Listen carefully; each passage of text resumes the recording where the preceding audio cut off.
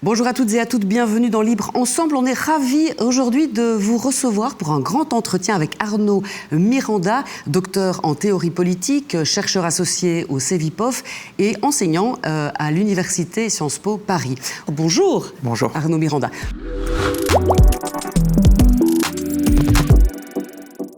Aujourd'hui, Arnaud Miranda, nous vous recevons pour ce livre, Les Lumières sombres, comprendre la pensée néo-réactionnaire. Nous sommes au Delta de Namur, justement parce que tout à l'heure, vous allez nous faire le plaisir d'entretenir une longue conversation, un entretien, une conférence devant un public nombreux. Je pense que tout est complet. J'imagine que l'engouement pour votre livre est le reflet direct des inquiétudes que les Européens et les Occidentaux ont vers les États-Unis. Votre analyse a fait l'objet d'ailleurs, et ce livre en est le fruit d'une recherche, d'une thèse pour votre doctorat. Depuis quand est-ce que vous vous intéressez à cette question justement de la politique américaine et de la droite américaine plus particulièrement ? Alors ce qui est particulier dans mon parcours de recherche, c'est que je me suis retrouvé à travailler sur ces objets un peu par une voie qui n'est pas celle de l'actualité, qui est plutôt celle de l'histoire de la pensée politique. J'ai fait une thèse sur l'histoire des métaphores, des motifs de la décadence dans la pensée politique contemporaine, donc qui est une version, très traditionnelle de l'histoire des idées politiques, étudier des grands textes canoniques, ou en tout cas des auteurs institutionnels qui écrivent des livres. Et quand j'ai, tiré les fils de cette thèse vers le contemporain, même l'ultra-contemporain, ce qu'on fait généralement quand on fait une thèse, surtout de sciences politiques ou d'histoire des idées politiques, c'est d'essayer de voir ce qu'on a étudié dans le long terme, comment ça s'incarne dans le présent. Et j'ai eu plusieurs hypothèses, plusieurs objets qui m'ont intéressé pour pour une remobilisation de la notion de décadence. Et ce qui m'a intéressé le plus, c'est ces blogueurs qui n'étaient pas conventionnels pour l'historien des idées politiques que je suis. En tout cas, c'était un objet qui était assez inattendu et difficile à travailler. Et récent, j'imagine. Voilà, et qui m'a semblé particulièrement intéressant parce qu'il renouvelait donc l'idée de décadence aujourd'hui, avec une forme qu'il donnait aux idées politiques qui n'était pas la forme traditionnelle du livre, qui était la forme blog, puisque ce sont principalement des articles de blog que j'étudie dans ce livre et que j'ai étudié dans ma thèse. Donc c'est, plutôt que par l'actualité, la manière par laquelle la plupart des gens découvrent ces idéologues du Trumpisme. Moi, c'est plutôt par la voie historique. Et donc, j'ai commencé, à m'intéresser vraiment à ces idéologues à partir de la fin des années 2010. J'ai pris connaissance de leurs textes et j'ai vraiment commencé à travailler au début des années 2020. Un long travail, donc, de plusieurs années, tellement le sujet est foisonnant, évidemment, j'imagine. Alors, au début, vous nous faites bien comprendre la droite américaine. Il faut d'abord comprendre bien son sujet pour pouvoir en prendre toute la mesure. Vous faites donc le distinguo de conservateurs, réactionnaires, libéraux. Qui sont-ils en réalité ? Alors ça, c'est quelque chose qui me semble essentiel.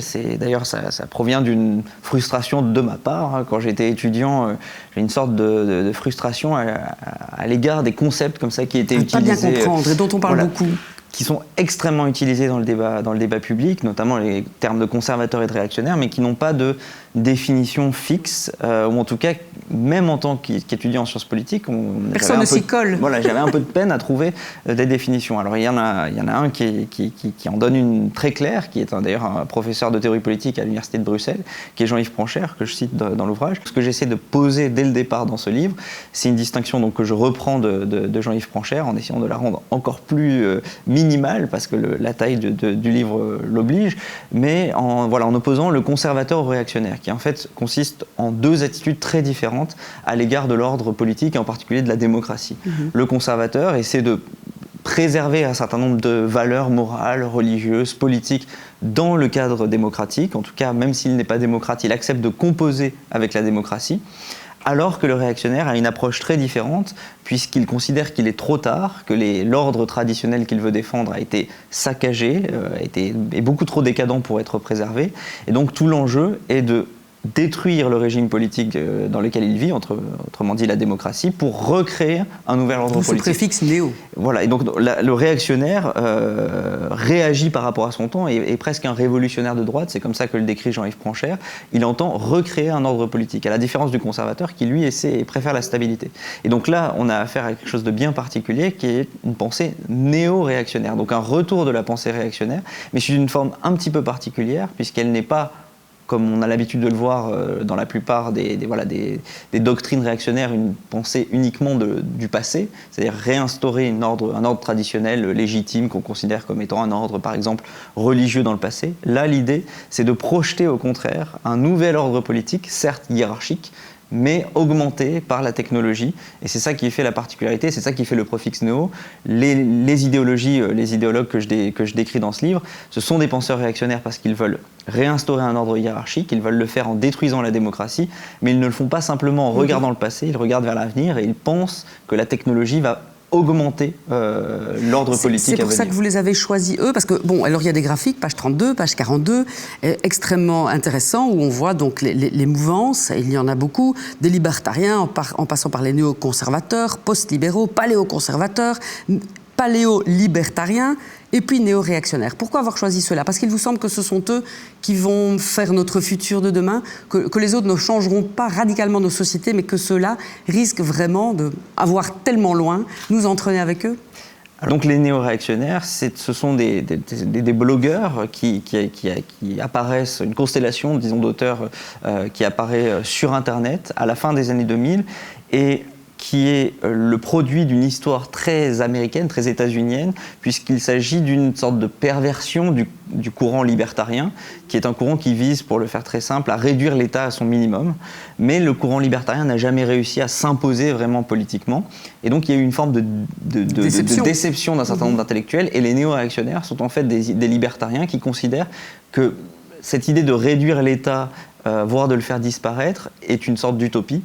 Et que le seul moyen, en fait, de vraiment changer les choses, c'est de mettre à bas la démocratie, passer par un stade autoritaire, donc mettre en place un État autoritaire, pour viser ce qui était, disons, certains objectifs des libertariens. Donc c'est une sorte de courant qui vient du libertarianisme déçu et qui est typiquement états-unien. Et il s'exprime, et c'est ça qui est très intéressant, par l'intermédiaire du style Internet, du style blog, c'est-à-dire pas sous les atours traditionnels de la pensée politique, c'est-à-dire avec des livres, avec des textes très classiques, qui s'adressent à des intellectuels, et qui plus est, des intellectuels qui ont besoin de connaître les références auxquelles sont faites les différentes adresses au sein des textes théoriques. Là, on a affaire à toute autre chose, on a affaire à des articles de blog qui mêlent à la fois de la pensée politique et des références à la pop culture, à Matrix, au Seigneur des Anneaux, une écriture qui est très polémique et qui est très ironique, donc qui rend très difficile l'analyse à proprement parler du texte. Beaucoup de pamphlets, hein, vous parlez d'un langage pamphlétaire, notamment dans le chef de Curtis Yarvis, mais on va y revenir dans quelques instants.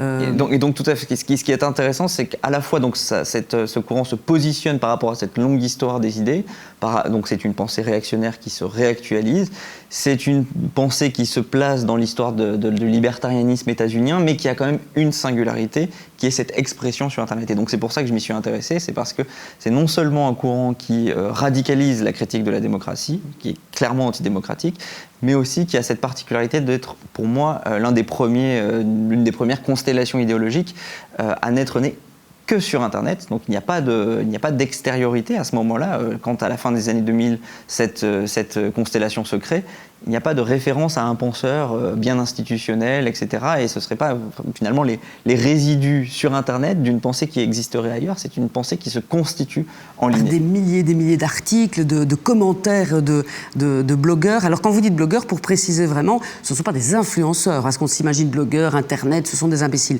Pas du tout. Il y a deux figures majeures que vous étudiez, Curtis Yarvis et Nick Land. Et Nick Land qui lui-même était professeur en Angleterre d'université, plutôt placé à gauche, et puis qui opère un tournant complet et radical vers le néolibéralisme en quelque sorte. Donc ce sont des gens extrêmement instruits et cultivés. Alors, je mettrai peut-être une différence entre les deux. Donc, vous avez tout à fait raison. Il y a deux figures majeures, Curtis Yarvin et Nick Land. Le premier idéologue à écrire et à avoir une certaine audience, c'est Curtis Yarvin, qui ouvre son blog en 2007. Mais qui a fait Princeton. Sous pseudonyme. Oui. Et il a fait des études d'ingénieur informatique. Il a travaillé dans la Silicon Valley. Il travaille au début des années 2000 à l'élaboration d'une forme de restructuration de l'ensemble d'Internet. Il a lancé sa start-up pour ça. Bon, c'est quelque chose de complètement délirant. Et à peu près dans les années 2006-2007, il est au chômage et il se consacre à l'écriture de billets de théorie politique. C'est le point de départ. Et ensuite, on a un autre profil qui est celui de Nick Land, qui est vraiment particulier hein, dans toute cette galaxie. Je décris peut-être une dizaine de blogueurs plus spécifiquement dans le livre.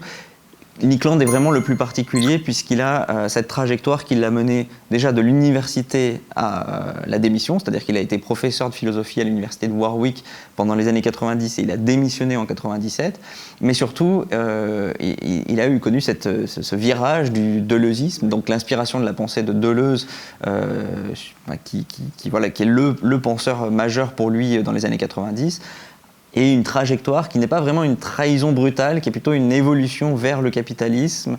Donc il élabore cette pensée qu'il nomme a posteriori l'accélérationnisme, c'est-à-dire l'idée qu'il faut non pas à gauche lutter contre le capitalisme, mais au contraire l'accélérer. Tant qu'à y être, autant y aller à fond. Quoi. Exactement, ce qui le mène finalement à des positions pro-capitalistes et à s'intéresser au libertarianisme et finalement à la néo-réaction. Donc Nick Land a une position un peu particulière. C'est d'ailleurs à lui qu'on doit cette terminologie des lumières sombres. Qu'est-ce qu'il veut dire par les lumières sombres? Absolument, donc c'est une traduction hein, du terme dark enlightenment, donc lumière au sens les lumières, le mouvement philosophique. Je trouve que la raison pour laquelle j'ai repris son expression, c'est parce que je trouve qu'elle condense tout ce que fait, tout ce que dit cette constellation idéologique. À la fois, il y a cette idée, il y a une sorte de résumé très compact de ce qu'est leur projet politique. Leur projet politique, ce n'est pas une sorte de fantasme d'avant la modernité, c'est-à-dire d'avant l'invention de l'État, du développement de la technique, de la révolution industrielle. C'est pas ce fantasme-là. C'est vraiment un fantasme de la modernité technique, de la modernité capitaliste, mais sans le projet des Lumières, c'est-à-dire sans l'émancipation, sans l'égalité, etc. Leur fantasme, c'est la modernité capitaliste débarrassée de l'émancipation des Lumières. Et c'est pour ça qu'ils appellent ça Dark Enlightenment, les Lumières sombres, c'est le côté obscur. Le côté obscur de la modernité, celle qui aurait eu lieu si on n'avait pas eu ces idées, disons, très problématiques que sont celles, à leurs yeux, d'égalité, d'universalisme, etc.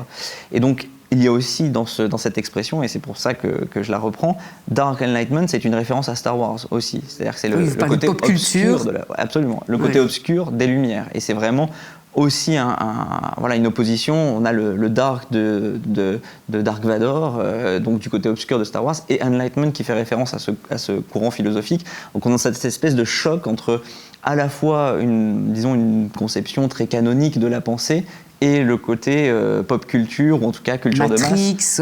Le Seigneur des Anneaux, et vous le dites Star Wars, effectivement, ils vont chercher des références frappantes, mais de pop culture. Absolument, et les deux se collisionnent, et on a ça dans leur texte même, et donc cette expression de Dark Enlightenment, pour moi, signifiait tout à fait ça, c'est-à-dire à la fois de la pensée politique et une sorte d'ironie, de rapport très je vais dire presque disruptif à la pensée politique, au cœur même de leur texte. Alors pour autant, évidemment, vous parlez donc de constellations, de blogueurs et d'Internet, mais il y a 5 composantes, hein, vous dites, qui rassemblent un peu toute cette constellation, et ces 5 composantes, elles ne sont effectivement pas très positives pour nous, parce que leur projet de société est quand même dingue. Quelles sont ces 5 composantes, brièvement ?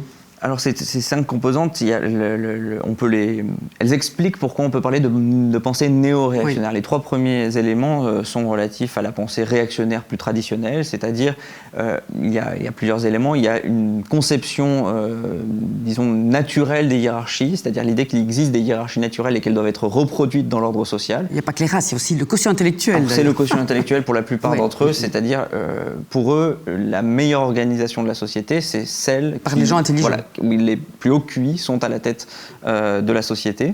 Il y a aussi cet élément très important qui est plus difficile à exprimer en quelques mots, mais qui est le pessimisme anthropologique, c'est-à-dire l'idée qu'on n'arrivera jamais à expurger la violence des rapports humains, donc il nous faut un État fort pour réguler cette violence. Donc c'est une justification de l'autorité politique au nom du fait qu'on ne pourra jamais sortir de la violence, et c'est aussi une critique de toute conception de la paix qui serait basée sur des concepts moraux. Et le troisième élément qui est important, c'est l'idée que la démocratie est complètement corrompue et inefficace comme régime, et donc qu'il faut la remplacer par autre chose. Il faut tout resetter. Voilà, ça c'est les 3 éléments vraiment réactionnaires, et les 2 derniers justifient un peu la dimension néo, mais ça répète ce que j'ai déjà dit, c'est tout d'abord une conception libertarienne de l'État, c'est-à-dire que l'État, ce n'est pas une entité qui est légitimée par notre participation citoyenne, par le fait qu'il serait l'expression de la volonté générale. L'État, c'est rien d'autre qu'une entreprise. Et donc le meilleur moyen d'organiser une entreprise, ce n'est pas de manière démocratique en perdant du temps à faire des élections, c'est d'avoir un PDG qui est à la tête de l'État, nommé par un conseil d'administration, et une fois qu'il est nommé, il a tous les pouvoirs souverains de décision. Donc ça, c'est un peu original au sein de la pensée réactionnaire. C'est effrayant, parce que nous ne sommes même plus citoyens, nous sommes clients. Absolument, clients. C'est vraiment ce rapport-là, et en disant finalement, pas de problème, puisque si ça ne vous plaît pas, vous pouvez partir. C'est vraiment cette c'est idée. le droit à l'exit. Le droit à l'exit, tout à fait. Comme remplacement de tout droit de participation politique à l'État. Et le dernier élément, c'est peut-être celui qui est le plus frappant aujourd'hui quand on regarde les évolutions contemporaines du Trumpisme, c'est l'idée d'une accélération technologique. C'est-à-dire une forme de l'idée que la réaction, l'autorité politique, le retour aux hiérarchies, ce n'est pas quelque chose qui s'oppose à l'innovation technologique, bien au contraire. Ces auteurs disent qu'il faut accélérer le développement technologique, déréguler complètement toutes les formes de règles qui entourent la tech et la Silicon Valley pour nous projeter dans un futur qui sera transhumain, etc., et qui pourra beaucoup plus facilement répercuter des formes de hiérarchie que notre démocratie qui finalement promeut l'égalité et l'universalisme. C'est peut-être ça aussi qui nous a fortement étonnés lorsque Trump est revenu pour son deuxième mandat, c'est cette influence et cette aide en fait de la tech, de la Silicon Valley et des milliardaires. Vous parlez beaucoup de Thiel, on dit Thiel ou Thiel, oui. Je ne sais jamais, Thiel, qui avec Jarvis et avec d'autres néo-réactionnaires ont porté Trump, et non seulement ça, mais Trump pose pas à pas tout ce qui est préconisé par eux dans sa politique actuelle. Vous éclairez extraordinairement tout ce que Trump est en train de faire du monde, en fait. Ce que je trouve, en tout cas, la raison pour laquelle je pense que c'est intéressant de lire ces auteurs, ou en tout cas de s'y intéresser, c'est parce qu'ils permettent déjà de comprendre ce qui a changé entre Trump 1 et Trump 2. Ça a été quelque chose qui a été, à mon sens, alors commenté par certains spécialistes, mais globalement qui n'a pas été vraiment compris. On a eu tendance à considérer le Trumpisme déjà comme étant l'œuvre de Trump, c'est-à-dire comme l'œuvre d'un fou, et surtout de voir le Trumpisme comme quelque chose d'homogène dans le temps. Alors qu'en fait, quand on regarde un petit peu l'histoire du Trumpisme, c'est pas du tout aussi évident. Trump 1 est arrivé du point de vue idéologique avec une stratégie qu'on appelle en sciences politiques du national-populisme. Je dis pas ça de manière péjorative, c'est vraiment descriptif. C'est l'alt-right. Avec du point de vue idéologique le soutien de la droite alternative, l'alt-right, avec un artisan de cette campagne qui était Steve Bannon. Et la stratégie était simple. Float the zone with shit. Voilà, c'est tout à fait. Et l'idée, c'était d'opposer un peuple sain, le peuple de l'Amérique blanche et chrétienne, à une élite démocratique corrompue. Et donc, c'est vraiment populiste au sens où c'est l'idée de faire du leader populiste Trump le porte-voix des masses. Et ça, c'était vraiment la base de la candidature Trump en 2016. C'est ce qui, à mon avis, a fait en partie son succès. Il y a eu aussi d'autres éléments, le christianisme évangélique qui était très important, mais sur le plan de la construction de la rhétorique, ça, c'était très important. Le problème, c'est que cette idéologie était... Déjà, il n'y avait pas beaucoup d'intellectuels, à part Steve Bannon qui a été écarté très tôt dans le premier mandat. Il n'y avait pas grand monde, et donc il y a une forme de flou idéologique sur la manière dont Trump allait mener son premier mandat, et ça s'est ressenti dans sa politique qui est apparue très erratique. Mais ce n'était pas seulement parce que Trump serait complètement fou, c'est aussi parce qu'il n'y avait pas de cadre idéologique fort pour orienter la politique. Et donc il y a certains commentateurs qui ont d'ailleurs dit que c'était presque d'ailleurs le retour des adultes dans la salle, parce que finalement il y avait des anciens conservateurs que Trump avait critiqués vraiment fortement pour pouvoir accéder pour gagner la primaire des républicains et ensuite gagner la présidence, pour accéder à la présidence. Et finalement, ça a été considéré comme un échec par certaines parties du Trumpisme, y compris Peter Thiel, qui s'est rendu compte très tôt de la difficulté d'organiser la politique autour de cette simple stratégie nationale populiste qui avait été celle de 2016. C'est très efficace, c'est une machine électorale géniale. Mais après, dans l'organisation... Exactement. Et donc, il a eu une obsession, c'était pas le seul, mais lui a eu une obsession. Il y a la Heritage Foundation aussi qui a eu cette idée, qui est un think tank ultra-conservateur. Mais Thiel a eu cette obsession qui était de penser le Trumpisme après Trump, c'est-à-dire essayer d'élaborer une idéologie qui survive et qui change vraiment les choses dans le contenu. Avec un impossible retour en arrière presque. Absolument. Et donc c'est la néo-réaction, ces idées ont été appropriées par Peter Thiel, qui l'a connecté véritablement à ce qu'on a appelé parfois le Thielverse, c'est-à-dire l'univers autour de Thiel, qui comptait à la fois des acteurs économiques, donc de la Silicon Valley, mais aussi des acteurs politiques, et donc notamment à la deuxième partie des années 2010, les poulains de Thiel, qui sont Blake Masters, Michael Anton et surtout J.D. Vance. Et donc, Thiel va connecter ces idéologues qui étaient complètement marginaux à des cercles de pouvoir et surtout qui ont un certain succès puisque J.D. Vance deviendra vice-président. Et donc ce qui est intéressant avec la néoréaction, c'est qu'elle est le symptôme, je dirais pas, voilà, il ne faudrait pas présenter les choses comme si Curtis Yarvin, blogueur marginal dans les années 2000, deviendrait le spin doctor de Trump en l'espace de 15 ans. C'est un peu plus complexe, c'est plutôt que il vient être connecté à cette nécessité de réorganiser le trumpisme idéologiquement et ces idées vont être appropriées à ce moment-là par les élites trumpistes.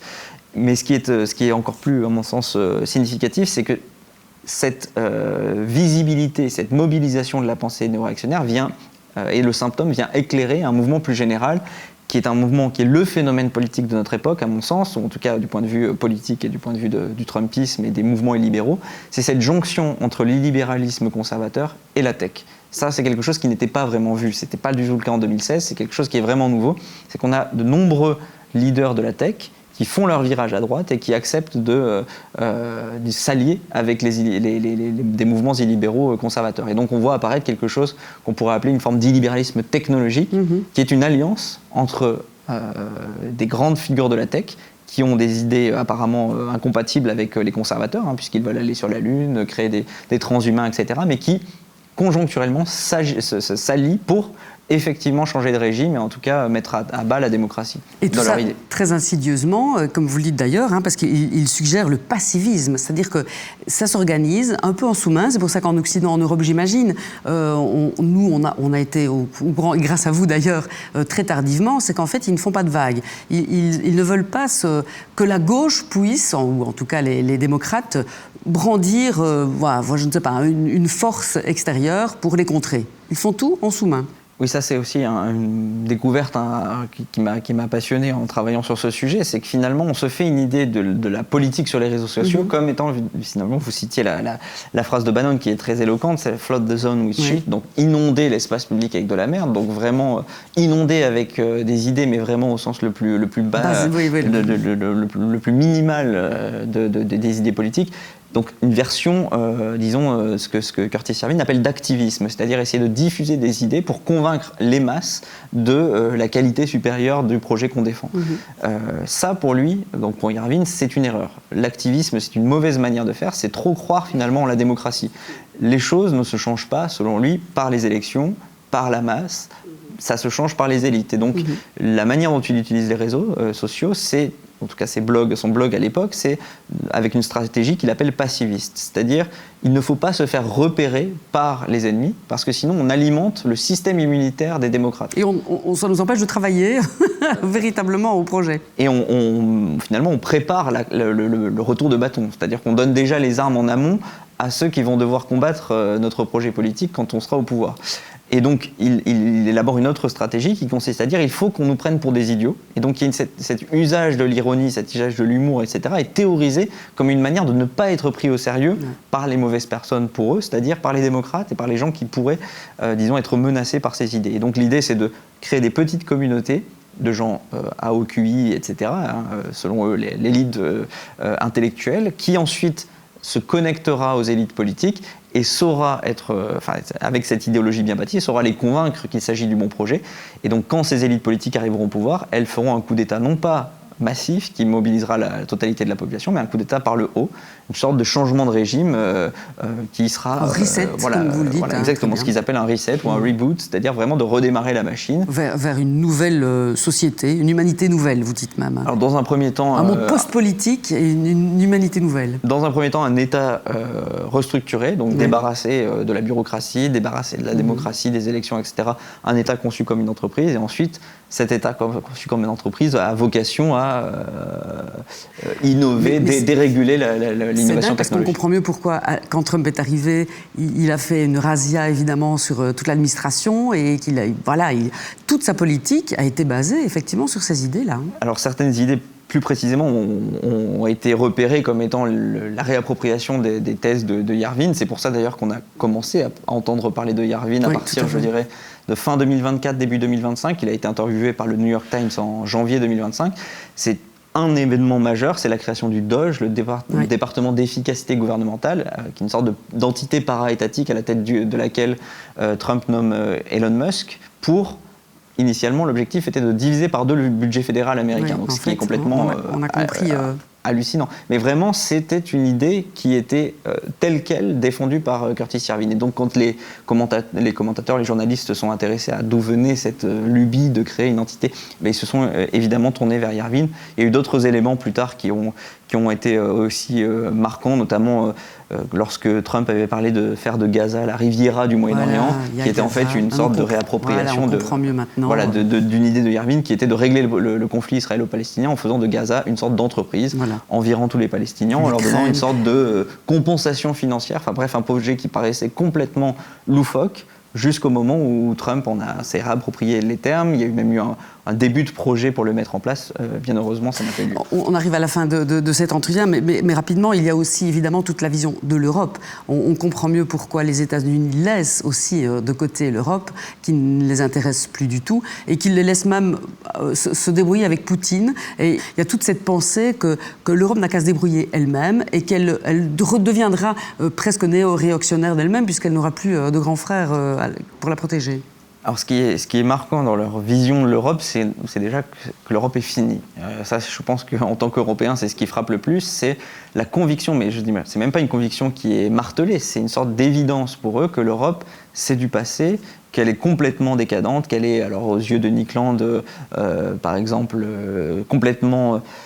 Elle stagne dans une forme d'étatisme, elle a poussé la démocratie jusqu'au bout, l'État social jusqu'au bout, l'égalité comme valeur morale essentielle. Et donc ça, c'est une catastrophe et on ne peut pas espérer civilisationnellement à leurs yeux que l'Europe se relève.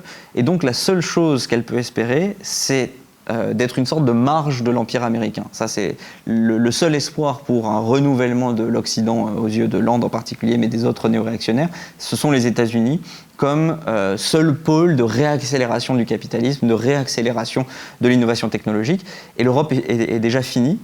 Et ce que vous citiez de Curtis Yarvin, c'est donc un texte qu'il a publié juste avant l'invasion de l'Ukraine par la Russie, où il disait finalement la politique idéal des États-Unis à l'égard de l'agressivité russe, c'est de laisser faire. Parce qu'en fait, la seule chose que ça peut créer en Europe, c'est finalement une forme de radicalisation des démocraties occidentales qui vont laisser tomber la démocratie en voyant bien que c'est inefficace pour redevenir autoritaire, devenir réactionnaire, justement face à la menace russe. Donc c'est évidemment anecdotique, c'est un article, voilà, mais c'est le signe qu'il y a quelque chose comme une vision de l'Europe comme appartenant au passé et comme n'étant destinée qu'à être une marge de l'Empire américain. Et alors vous terminez sur Camus, évidemment, et ça fait un peu peur. La modestie démocratique dont parlait Camus est faible face à cet enthousiasme des théories radicales, mais vous dites, raison pour laquelle il faut l'étudier. Il faut étudier ces idées radicales, ce que vous faites dans ce livre, Les Lumières sombres, comprendre la pensée néo-réactionnaire. Merci beaucoup, Arnaud Miranda. Il y a encore plein de choses à dire, mais vous ferez la lecture vous-même et vous verrez qu'effectivement, il y a matière à réflexion et à action, surtout. Aux éditions Gallimard, et puis alors sur notre chaîne YouTube, vous pourrez revoir cet entretien, mais aussi plein d'autres. Merci beaucoup, Arnaud Miranda. Merci à vous de nous avoir suivis. À très bientôt. Au revoir.